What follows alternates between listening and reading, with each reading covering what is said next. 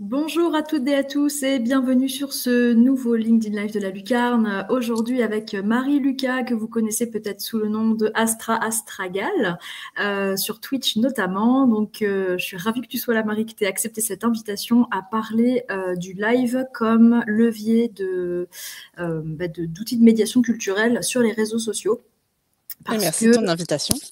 Mais avec grand plaisir parce que on connaît tous les réseaux sociaux, on sait les utiliser, on les utilise très souvent d'ailleurs les institutions culturelles comme lieu où on peut communiquer sur type informatif pour faire part de, je sais pas, d'une nouvelle exposition, d'un nouvel atelier, etc. Mais assez peu finalement pour faire du lien sur le moyen long terme avec les visiteurs, avec les spectateurs. Et c'est de ça dont on va parler aujourd'hui, c'est comment est-ce que le live sur les réseaux sociaux quelle que soit finalement la plateforme, peut devenir effectivement un super levier pour les institutions culturelles. Donc, Marie, pour celles et ceux qui ne te connaîtraient pas, est-ce que tu veux te présenter en quelques mots? Eh bien, moi, c'est Marie. À la base, moi, je viens du monde de la culture. J'ai fait des études en médiation culturelle, en gestion de projet et d'établissements culturels. J'ai fait une très, très belle carrière dans la culture et actuellement, je me suis réorientée puisque je viens tout juste d'obtenir un CDD, une première expérience dans le monde de l'université. Donc, c'est tout nouveau. Je ne l'ai pas encore annoncé sur LinkedIn, c'est une exclue pour vous C'est et une pour vous. exclue. C'est pour ça Exactement, une exclue que à Marie lucarne. est dans sa Et c'est pour ça que je voiture, suis dans ma voiture, exactement. Puisque entre deux voilà, pauses. Ouais. c'est ça, avec un sandwich jambon beurre. Donc voilà, je me suis réorientée, mais sans justement avoir l'impression d'abandonner le monde de la culture, puisque je ne quitte pas le monde de la culture. Je le quitte seulement pour mon boulot de 9h à 17h du lundi au vendredi. Mais sinon, j'ai encore beaucoup d'autres projets à côté de ça. Et surtout, j'ai ma chaîne Twitch qui a fêté ses 2 ans cette année, en mai. Ça a été vraiment une super aventure pour moi. Encore aujourd'hui, j'ai pas l'intention d'arrêter de si peu. J'ai pas pour autant l'ambition d'en faire une carrière professionnelle, puisque comme n'importe quelle carrière sur les réseaux, en tant qu'individu, il y a un critère voilà, d'opportunité, de chance, etc. Pour moi, le stream, c'est avant tout un loisir, un plaisir. C'est important pour moi que ça reste agréable de le faire. Et surtout, je peux le faire que sur mon temps personnel. Donc, de toute façon, ça aurait été compliqué. Mais depuis 2 ans, je navigue sur mon temps personnel énormément sur Internet, sur Twitch, sur les réseaux sociaux, sur mon réseau social préféré en dehors de Twitch, ça va être Discord, puisque justement, c'est un réseau social qui est très lié à l'activité sur Twitch. Donc voilà. Et sur Twitch, donc, je suis une streameuse culture, patrimoine, art et féminisme, puisque je parle autant d'architecture, d'archéologie que d'histoire de l'art. On a des très jolis formats comme justement un projet qui s'appelle Slay Queen, qui est un projet de base de données de femmes artistes oubliées par l'histoire de l'art. Mhm. Donc, ma chaîne est devenue l'endroit un peu privilégié pour justement découvrir des noms connus, moins connus, complètement oubliés, de femmes qui ont marqué ou non l'histoire de l'art, juste de femmes qui ont existé dans l'histoire de l'art. Donc voilà, je pense qu'on peut résumer ma chaîne comme ça. Je suis assez bien intégrée aussi dans l'esprit de ce qu'est le stream sur Twitch, puisque je fais aussi du divertissement. Donc, ça peut être des jeux vidéo, du GeoGuessr, du karaoké, puisque je trouve ça essentiel justement de s'adapter au support et au code d'une communauté pour justement pouvoir intégrer des choses comme la culture, même la médiation scientifique en règle générale. Et du coup, en parallèle de ça, je peux quand même en parler, faire quand même un petit coucou à mes copains de POC Science, qui est un collectif de streamers de vulgarisation culturelle et scientifique, avec notamment des grandes têtes comme Robin de Tous Comprend, qui est une chaîne qui commence à percer un petit peu. N'hésitez pas à aller voir ce qu'il fait, et ou des copines comme Sabine Padelou, qui est docteur en histoire de l'art et qui stream aussi sur Twitch. Donc voilà, on est une petite commu quand même, et je touche aussi à d'autres domaines du stream. Mmh. Trop bien. Bon, bah, ça, c'est super et du coup, avec, cette expérience que tu as et puis un petit peu, la veille que tu fais depuis toutes ces années dans le secteur culturel, comment est-ce que tu dirais que le live, il peut rapprocher les institutions culturelles des publics notamment éloignés, même géographiquement, en fait, tout simplement, les personnes qui voudraient, en savoir plus ou est-ce que tu as quelques pistes de réponse? Alors pour moi, le live, c'est un outil qui est idéal et qui est beaucoup plus facile à mettre en place qu'on ne le pense. À la fois pour faire de la communication et de la promotion, Mmh. donc c'est-à-dire entretenir un lien de communauté sur les réseaux sociaux. C'est pas pour rien qu'on appelle, la personne qui s'occupe des réseaux sociaux un community manager. Créer du lien et engager les gens dans, vos posts, dans votre communication, c'est essentiel. Mais c'est aussi, et tu le dis très bien, un outil de médiation et d'accessibilité de la culture au plus grand nombre, à tous les âges, puisque sur Twitch, on peut s'imaginer que ce sont principalement des jeunes. Mais moi, pour le coup, dans ma communauté, il n'y a pas d'outil officiel qui permet de connaître l'âge des gens, mais pour pouvoir justement échanger avec eux et quand même connaître le cœur de ma communauté. Il y a autant des jeunes de 22 ans que des personnes de 50, 60 ans qui se gardent justement, qui se sont un peu appropriés justement les codes de Twitch. C'est un panel assez large. Après, en fonction du type de créateur de contenu, on peut toucher un public encore plus jeune, d'adolescents par exemple, mais dans ces cas-là, ça va être encore des codes complètement D'autres différents. codes, c'est ça, hein? Ouais. C'est ça. Donc voilà, le live, que ce soit sur Twitch, mais aussi sur YouTube, on peut faire du stream sur YouTube, ça peut être des lives Instagram qui peuvent entrer en complémentarité pardon, avec la stratégie justement de réseaux sociaux sur Instagram et aussi des lives Facebook. En fonction en fait du public qu'on cherche à atteindre, Mmh. on peut mettre en place un outil très facilement. Mais peu importe le site, c'est-à-dire que, bah oui, c'est super de montrer un château en live, mais c'est super aussi de montrer, le petit musée du coin, de montrer les coulisses aussi, là, les gens adorent voir les secrets, Ça permet tout adorent voir ça, les endroits cachés. c'est ça. La porte dérobée ou alors simplement l'endroit dans lequel on peut pas rentrer, mais que ce soit les réserves, mais même en fait, des fois je me dis les bureaux, tout simplement, pour montrer les Mmh, gens où est-ce qu'ils travaillent, c'est enfin ça. ce côté aussi pour montrer toute cette part de ressources humaines derrière qu'il y a derrière une structure culturelle, typiquement, Mmh, c'est hyper chouette parce que du coup, j'ai bien retenu effectivement, et ça je pense c'est important, de faire avec les codes d'une communauté mmh.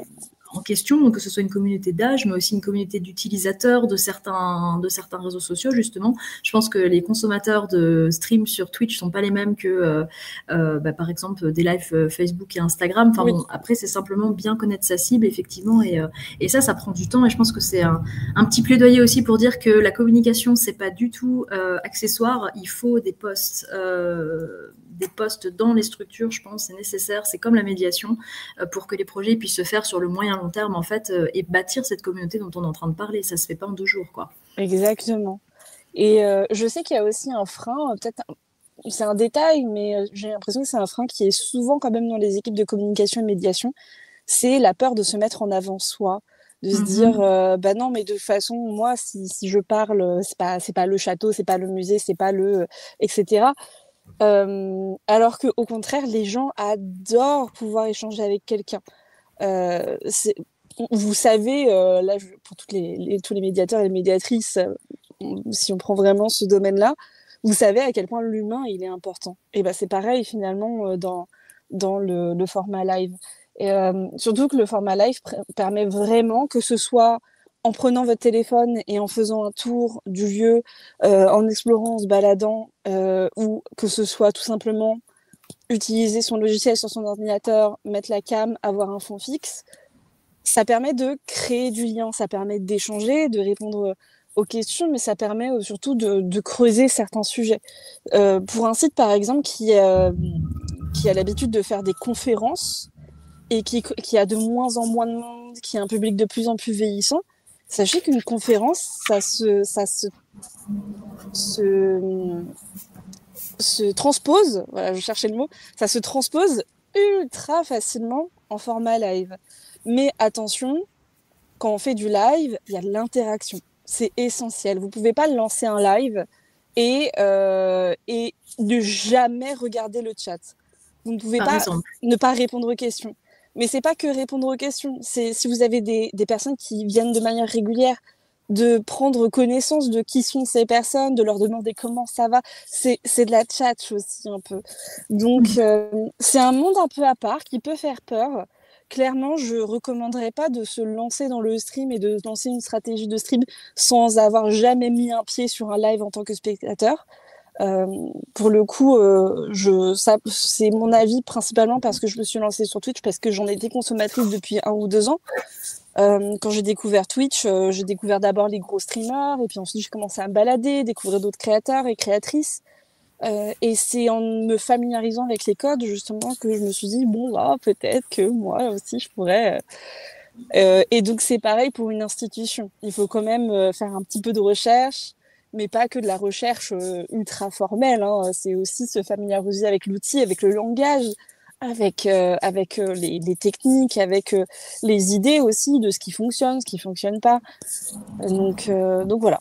Je sais plus pourquoi Ouais. j'étais partie là-dessus. Oui, non, mais c'est excellent. Enfin, je trouve que c'est des super conseils de dire que c'est exactement comme, mais c'est exactement comme les outils analogiques où en fait, c'est à force aussi de tester des choses dans les musées, d'aller, de se faire une espèce de veille, benchmarking aussi sur ce qui se fait, mine de rien, et puis de, à force de consommer effectivement ce genre de choses, de pouvoir se dire, ben, de mieux comprendre effectivement, comme tu disais, les tenants aboutissants, même techniques en fait, de l'outil en question. Je pense qu'effectivement, c'est bien aussi pouvoir se faire peut-être accompagner au début si jamais on est un peu en manque de confiance par rapport à l'aspect technique du live, parce que ça peut être aussi un frein. Mais il est évident qu'en fait, on se familiarise beaucoup plus avec quelque chose qu'on a effectivement consommé nous-mêmes. Donc ça demande du temps, mais je pense que c'est un investissement nécessaire et puis largement bien réinvesti ensuite pour pouvoir effectivement faire mouche sur les réseaux sociaux, quoi.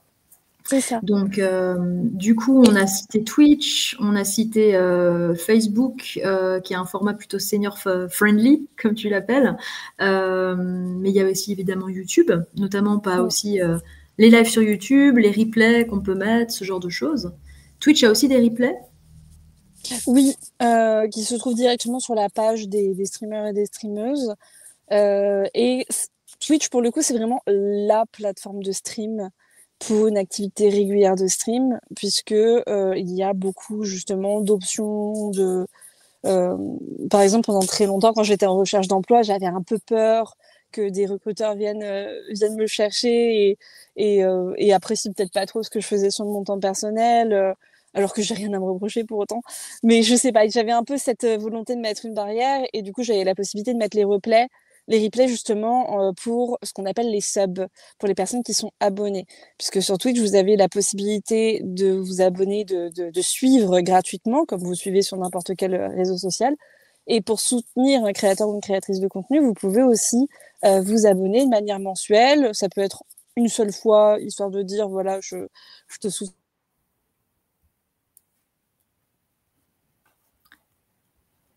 Ah, je crois qu'on a perdu Marie.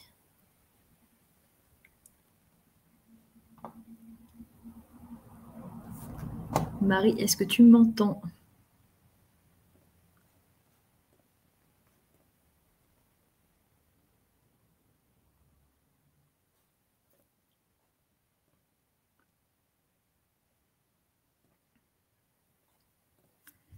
Alors, il semble y avoir un petit souci. Désolée pour cela.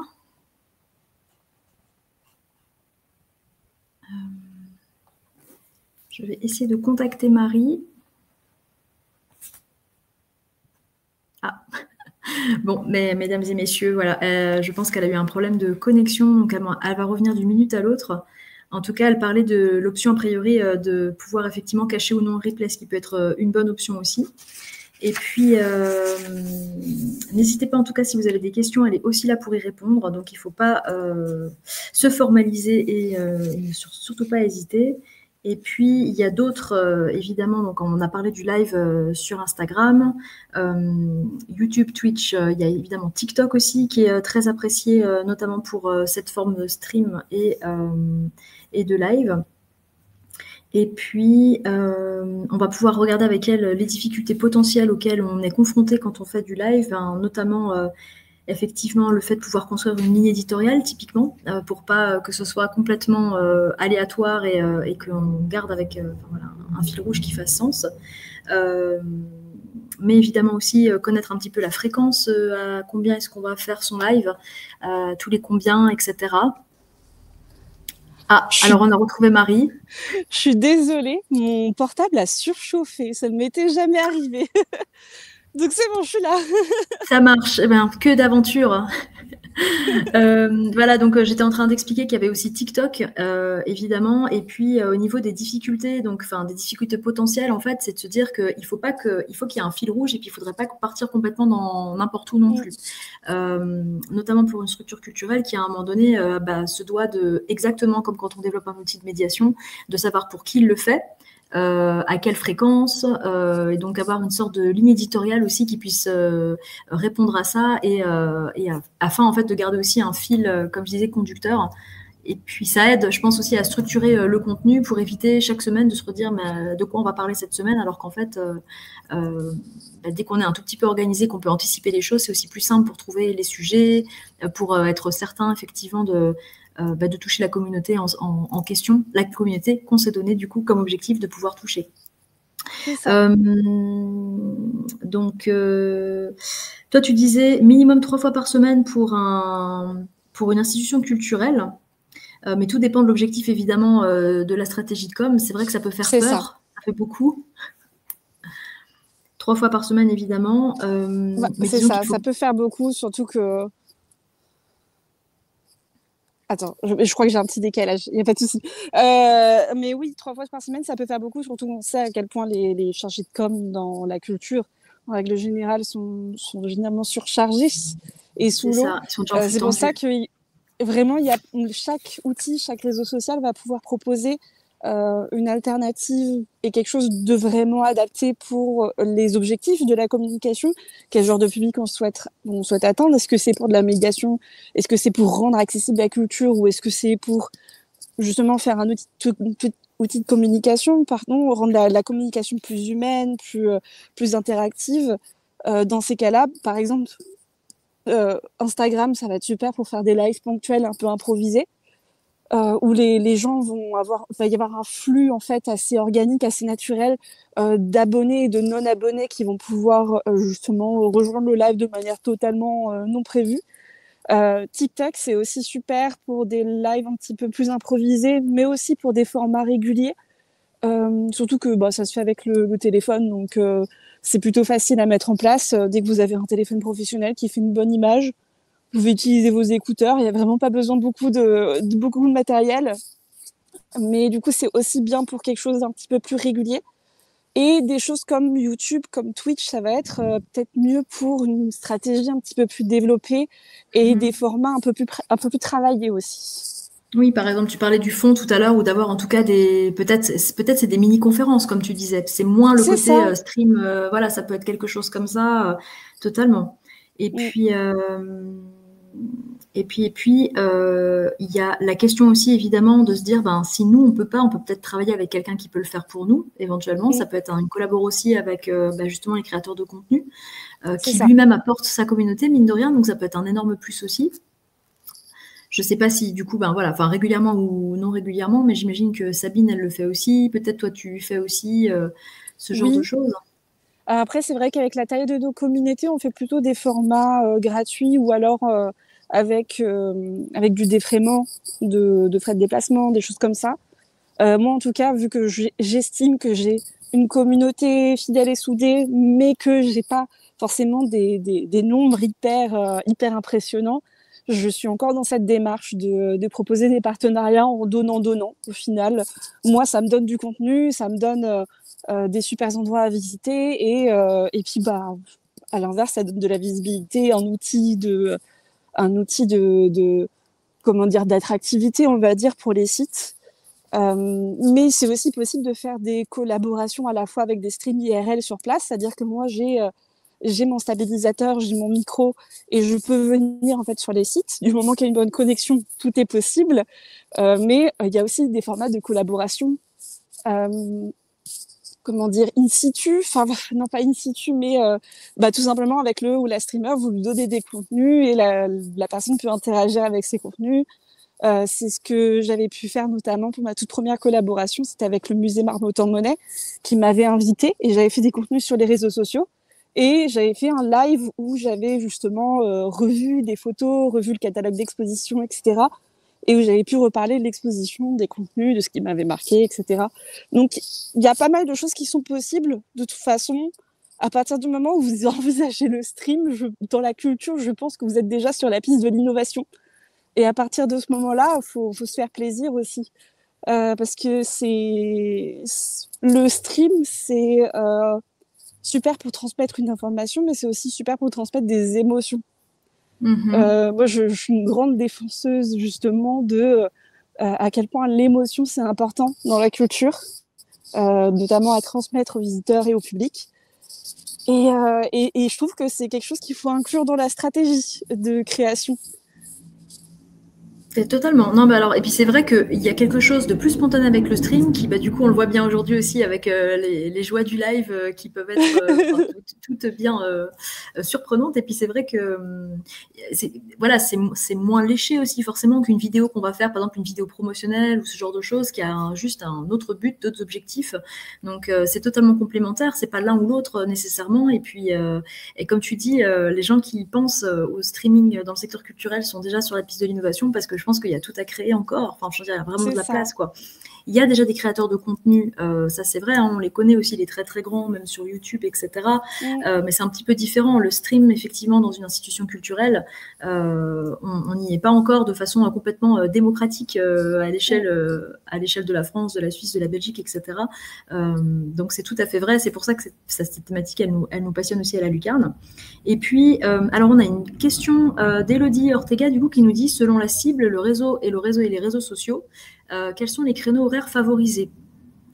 Je pense compliqué de répondre à cette question. Je vais répondre la réponse très agaçante qu'absolument tous les experts des réseaux sociaux répondent pour n'importe quel réseau.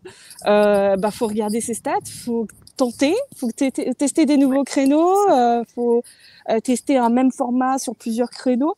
Moi, c'est comme ça que j'ai su quand est-ce que j'avais le plus de monde et quand est-ce que j'avais le plus de flux de vues dans mes streams Twitch. C'est en le faisant tout simplement, en testant des choses. Globalement, plus un live dure longtemps et plus il y a de monde qui va avoir le temps d'arriver. Ça, c'est très très vrai pour des lives plutôt YouTube et Twitch. Sur Instagram et TikTok, c'est un petit peu plus instantané. Les algorithmes mettent plus en avant la découverte par hasard. Sur Twitch, l'algorithme est très particulier. Donc en fait, en fonction du réseau, ça va être radicalement différent. Sur Instagram, on va être plus mis en avant auprès de ses followers, mais à d'autres. Et sur Twitch, la page d'accueil et le système de recommandation est tellement différent qu'il faut savoir s'y adapter et savoir l'observer. Il y a beaucoup plus de dynamique aussi de collaboration entre streamers pour pouvoir grandir sur Twitch. Je pense que ça va être pareil sur YouTube. Je connais quand même déjà beaucoup moins parce qu'il y a beaucoup moins de streamers, de personnes qui streament exclusivement sur YouTube. Il y a eu des cas, si on peut parler peut-être rapidement des grands noms du stream à connaître pour comprendre un peu ce milieu-là. Je sais que pour se renseigner sur les streams sur YouTube, vous pouvez regarder un peu ce qu'avait fait. Alors là, je vais dire des noms de streamers qui sont quand même pour un public assez jeune, Inoxtag et Michou, qui ont testé de streamer sur Twitch et sur YouTube. Donc, on voit la différence qu'il y a entre leur utilisation des deux réseaux. Et aussi une grande référence qu'il faut connaître si vous commencez à vous renseigner sur ce genre d'activité. La grande référence du stream IRL, donc in real life, in situ, dans des musées, ça va être Étoile avec la nuit au musée, qui a lieu généralement le samedi soir, de manière exceptionnelle. Il prend un de ses amis streamers, il l'emmène au musée, et il y a tout un système de production audiovisuelle derrière. Donc c'est quelque chose avec beaucoup plus de moyens que mon iPhone, mon stabilisateur et mon micro, mais c'est une bonne référence à connaître aussi. Oui, alors je pense qu'il ne faut pas hésiter d'aller voir les plus grands aussi pour s'inspirer et refaire à sa sauce avec ses propres moyens, parce que c'est vrai que mais c'est exactement, je fais encore le parallèle avec la conception d'outils de médiation, que ce soit analogique ou numérique, mais d'aller voir effectivement, je sais pas, des reproductions par exemple qui sont hyper bien faites avec une société où il va y avoir un certain prix effectivement à mettre pour que l'objet soit un peu pérenne et permanent, et puis versus quelque chose qu'on pourrait faire peut-être maison, parce que dans un premier temps, l'idée est super, mais on la transpose avec des moyens effectivement plus simples aussi.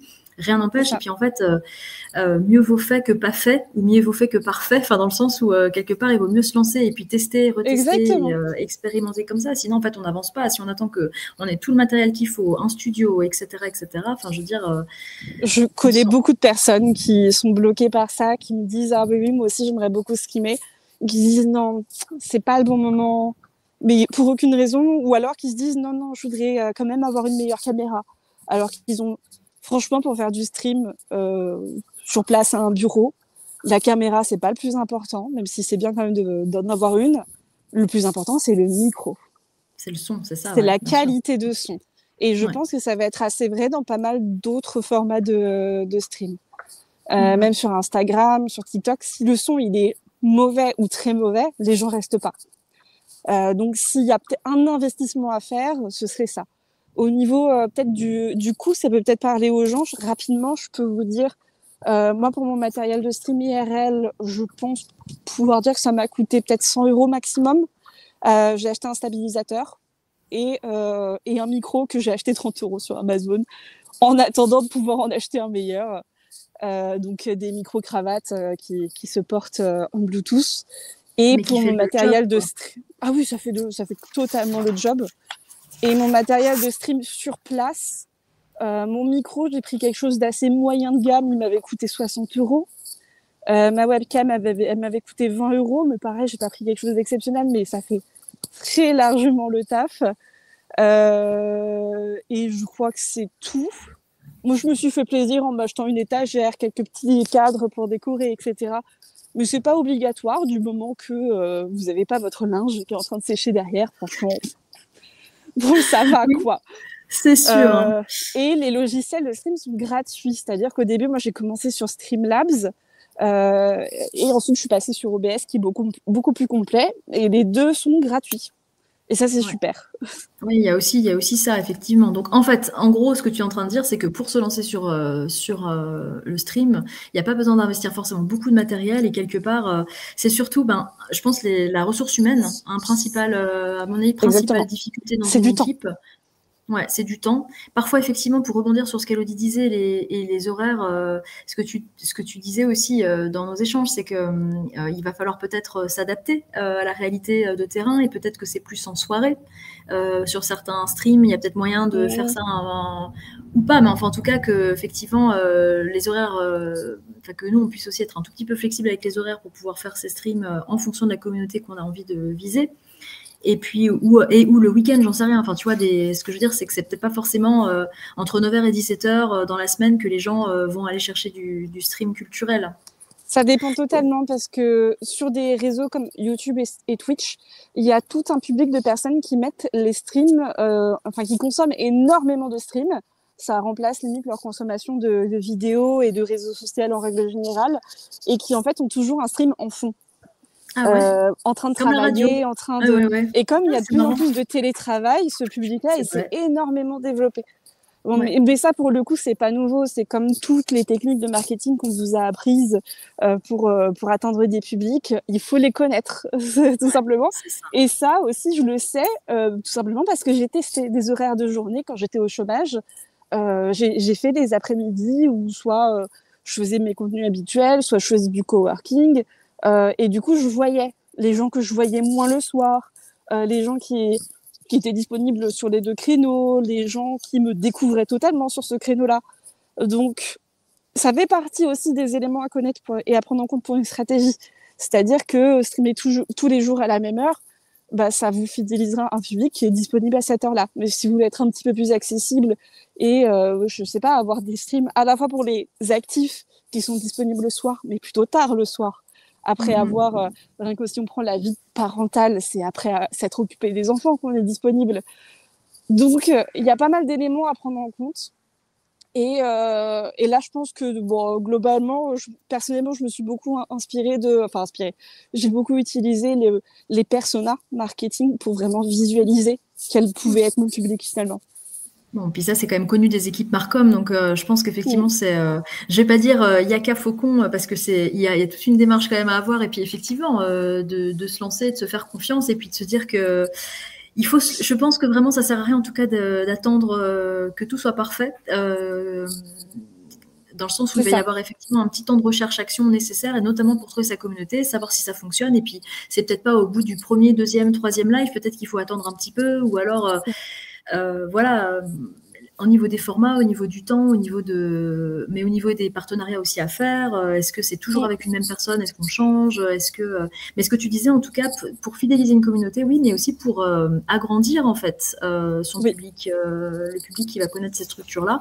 Et il est vrai que, alors, sans citer de musée en particulier, mais moi j'ai quelques exemples en tête du coup de musées que je ne suis malheureusement jamais allée visiter parce que trop éloigné géographiquement, mais qu'en fait je suis parce que je les suis sur les réseaux sociaux beaucoup, et notamment par du live, mais aussi voilà, par une stratégie qui donne vraiment très très envie et qui me qui pique ma curiosité, et je sais qu'une fois que je serai dans la région, bah, hop, je pourrais aller effectivement y faire un tour parce que ça m'a donné vraiment envie effectivement de passer le perron, ce qu'on veut aussi du coup pour les structures, pour les institutions culturelles, que les gens ils aillent éventuellement sur place quand même pour visiter. Le plus important, c'est quand même, je pense aussi, enfin voilà, la visite en live, il y a quelque chose de formidable. Et tu vois, tu es dans un jardin, ben on aimerait bien voir ce jardin en vrai.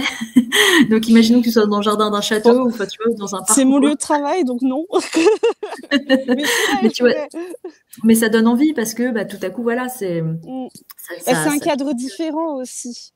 Moi, je sais que j'ai naturellement plus de flux sur mes live IRL, déjà parce que je les annonce vraiment à l'avance, alors que d'habitude, je suis peut-être un petit peu plus à l'improviste. Et surtout que c'est une exception un peu exceptionnelle. Une occasion, pardon, un peu exceptionnelle. Et justement, si la notion d'un live IRL, ça vous intéresse, il y a des catégories de live que vous pouvez explorer, notamment sur Twitch. Quand vous voyez un stream, il fait forcément partie d'une catégorie. Souvent, c'est du just chatting, donc de la discussion. Ensuite, vous allez avoir des catégories des différents jeux vidéo, parce que ça reste quand même principalement du jeu vidéo, Twitch. Mais il y a de plus en plus, justement, ces formats. Donc, discussion, il y a de plus en plus un essor actuellement de streamers qui parlent de politique. Donc, pas forcément des militants, mais des personnes qui vont décrypter l'actualité politique. Mais il y a aussi, du coup, du militantisme. Et il y a aussi, justement, toute une catégorie de personnes dont le sujet principal, c'est de faire du stream IRL, de se balader dans Paris, dans des grandes villes, au Japon, il y en a beaucoup. Et dans ces cas-là, vous le voyez tout simplement en explorant la catégorie. Ça, c'est génial. C'est un super bon trick aussi, si on peut pouvoir explorer Twitch plus en profondeur.